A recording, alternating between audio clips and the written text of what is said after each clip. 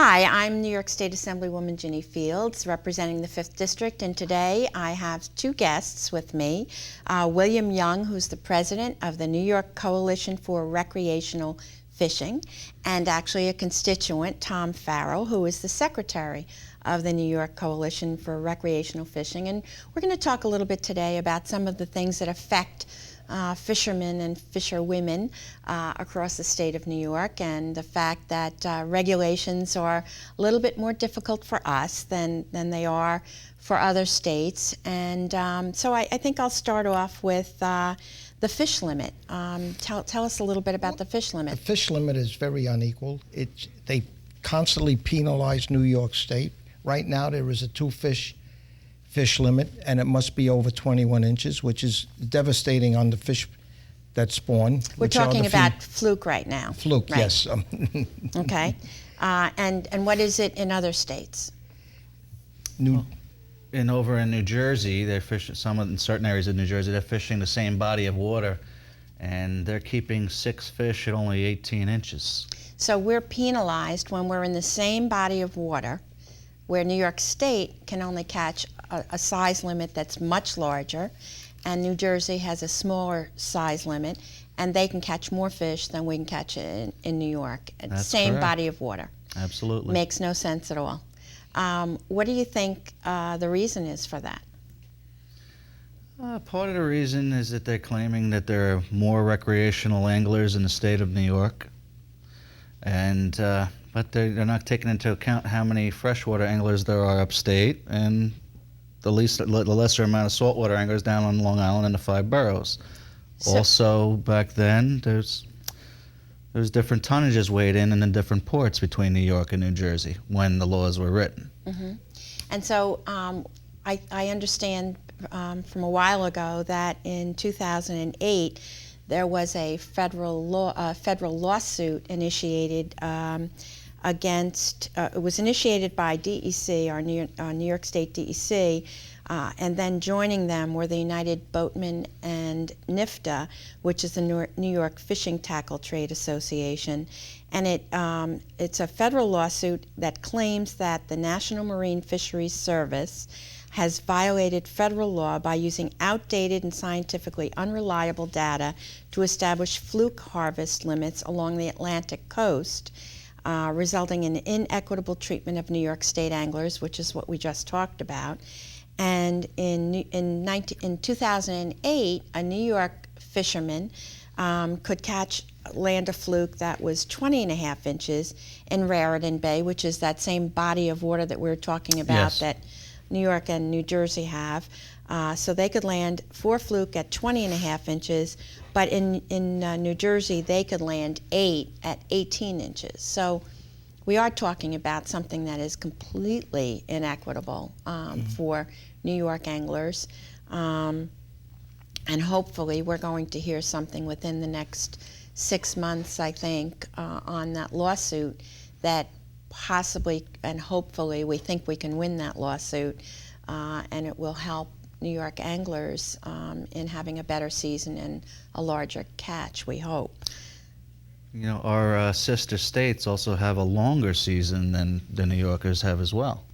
I just visited Florida recently, and they have a much longer season with a huge limit, you know, where they can catch, 10 fish or 15 fish or whatever, and we simply don't have that. And the southern states, you're correct, that they do have a different size limit and longer fishing time, and New York State, because of the numbers that they've gotten, goes over its quota constantly, and those regulations favor those southern states and certainly don't help us. We actually in this year just passed a saltwater license for New York State, and the reason that we did do a saltwater license was because the federal government will be initiating, I think it's in 2011, a saltwater registry. And at that point, for the first year, I believe it's going to be free, and then thereafter they can put a fee on it. So New York State decided that we would initiate a saltwater license so that we could discuss how much money it should be, and then that money hopefully will be used for the marine fisheries. There are a lot of people who are against that saltwater license based on the fact that they don't know if the money is actually going to be going into the fishery or paying for other things in the general fund. And they also have initiated an advisory board. Tell me what you think about the 3-person advisory board. We would like to see it expanded. There should be a few more representatives from the industry of the recreational fishing that makes up the recreational fishing, from the recreational fishing themselves, and from the charter boat captains. There should be more input, more oversight. I mean, if it would have went to the federal government, it would have been put in the general fund. Right. At least this way we have oversight and the money stays in New York where it was generated from, which is only fair. Do you have any idea how many members you think it should be expanded to? 9. Okay. 9 sounds like a good number. And I think, first of all, it's an uneven vote, so that's always good. Yes. But I think the more input you have into the management of the fishery, Right. I think the better, because what we've seen is very often a couple of people making decisions for the entire state, and we don't want to see any more of that. We want to see Quite true. much more input from many.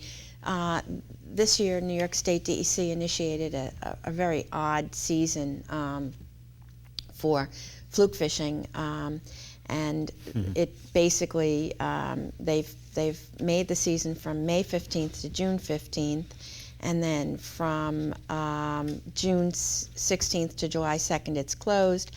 Then they reopen it July 3rd to August 17th. The biggest fishing day, it seems, from the bait and tackle groups are the day is usually on Father's Day, Right. and we talk about the economy consistently in New York, in the Assembly and in the Senate. We passed legislation, or we passed a budget that is very difficult during a very hard economy recession. Numbers are down, income is down, people are being laid off. The economy is very, very bad. So what do we do in our intelligent decision making? Well, we close the season during Right. the toughest time of the year, and where you'd get more make money. more of a hardship. Make much more of a hardship. In New York State, it's a hardship because now people are going to cross over, correct? Right. Oh, without a They'll doubt. fish. They want to fish. They're going to go to the other states where they are able. They're going to go fishing Yes. in a different area where they can get more fish and a larger, catch. And we have then closed this season down in the middle, which, by the way, will cause, from what I understand from DEC, a huge problem in enforcement. Yes. So what they're saying is, let's say that 75 to 100 fishermen go out on their boats on Father's Day, and they've been told from what they've read and what they've seen in some of the marinas that the season is closed on Father's Day. And then all of a sudden, I wanted to bring up this RSA, which is a research set aside. And that was where some of the party boats could actually pay lots of money, tens of thousands of dollars, to the federal government to increase the amount of fish or poundage that they could keep. So they decided that they would initiate this RSA during the time that we closed, that the New York State DEC closed the fishery.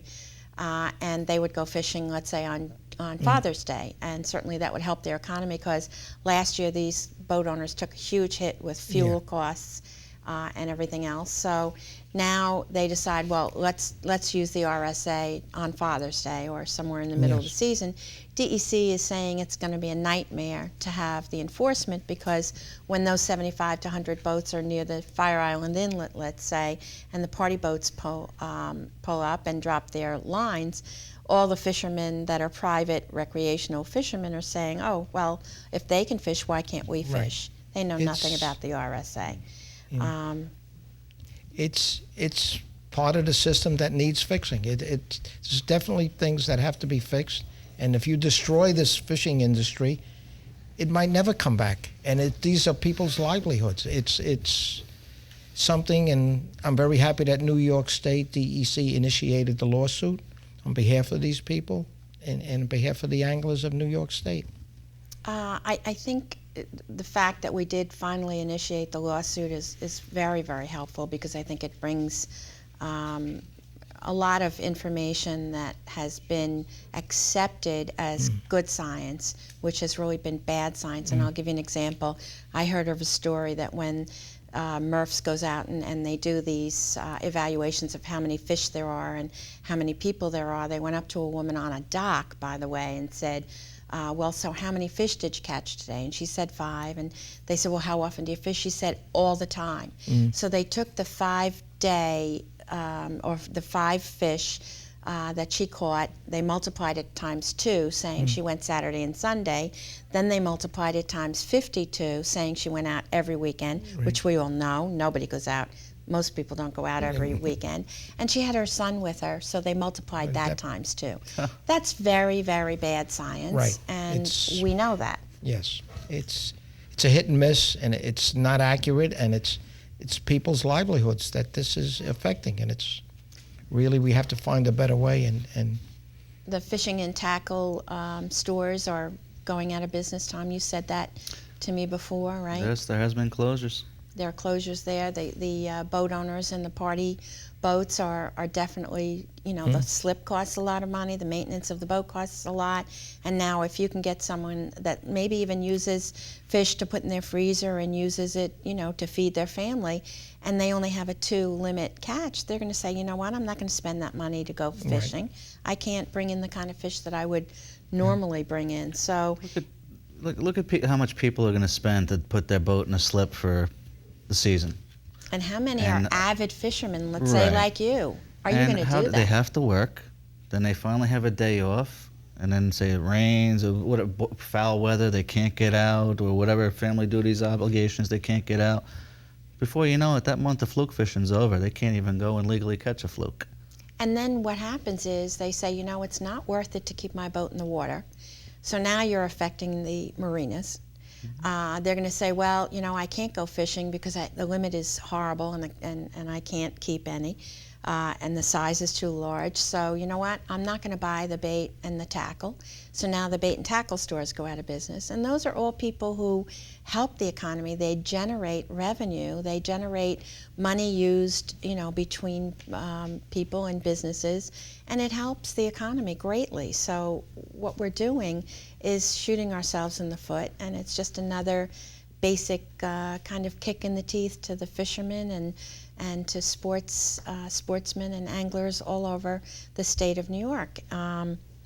So I think one of the other things, we have a Marine Reserve bill that I know you both don't like. Many people don't like it because it's going to restrict access, and we won't have a limit, or we'll have a limit, and we won't be able to put anchors in our waters. So maybe we could talk about it at some time in the future. We're kind of running out of time now, but I thank both of you for coming, and hopefully we can make a difference. thank you very much, Thank you. Assembly Fields.